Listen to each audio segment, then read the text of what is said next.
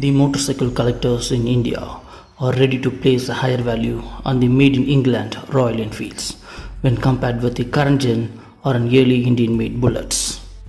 Now the old Madras registered G2 models have become more expensive. The sellers demand a higher value even for the motorcycles that underwent some cosmetic changes in the name of restoration. In some scenarios, these motorcycles are under the control of intermediate brokers and they demand a higher price for the G2 models. But everything apart, this is a comparative video between a Magdyno G2 and a 1965 G2 Bullet. The Magdyno models were made in between 1952 to 1957. First, I start with the chassis. The vintage Royal Enfields comes with the 3 chassis frames, the spring frame, Type 1 U frame and the bolted frame. This typical Magdyno G2 is an U frame and the models till 1962 comes with a U frame. Meanwhile, this 1965 G2 is a bolted frame model and the bolted frames were familiar in the bullet models till last year.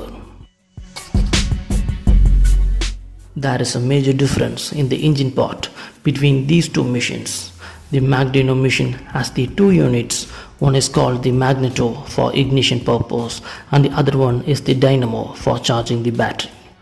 No battery is required to start the motorcycle. The Magneto itself acts as a generator which further operates the spark plug. Meanwhile, this 1965 G2 is based on the coil ignition which utilizes the battery supply to operate the spark plug.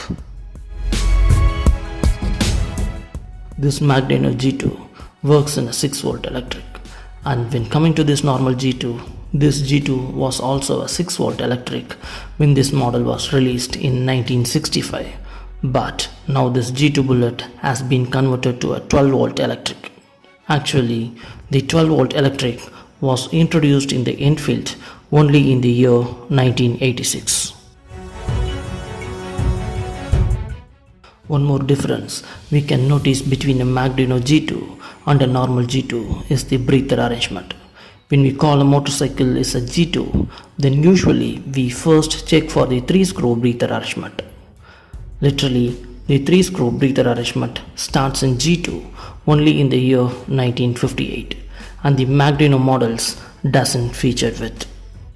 Moving to the 1965, this G2 model has the 3-screw breather arrangement and the normal cast-in breather was introduced in the year 1975.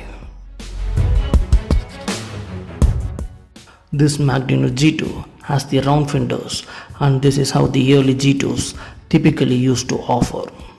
Literally, when it comes to G2, most of the G2 models has been fitted with this kind of round fenders, but only the early G2 models were featured with the round fenders when it was out there as a brand new from the showroom.